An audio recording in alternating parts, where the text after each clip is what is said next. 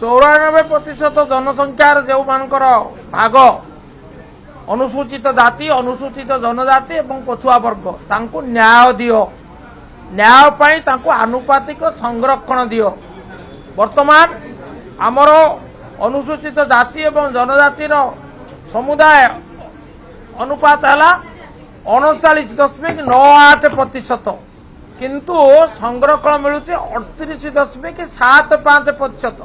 पूर्वर 20 मिलूला। धन्यवाद देवा चाहे नवीन बाबू को 2004 मसीह 20 रु 38.75 को वृद्धि किंतु 2011 जनगणना पर वर्तमान 39.98 रे पहुंची से अनुपात अच्छी कि नहीं।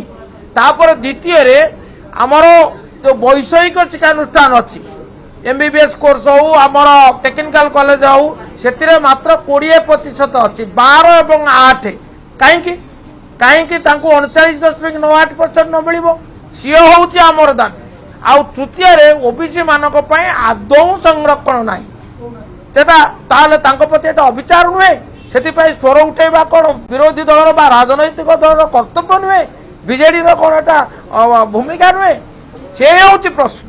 एवं सरकार गोटे आड़ नौ आम ओबीसी अच्छु कथार कौन मूल्य अच्छी कार्य प्रतिफलित देवा कार्य होचे कि होना केते दिन नीरवता पर आम आज मुह खोलु देखिलु सरकार संपूर्ण उदासीन तेणु से निष्पत्ति नहीं।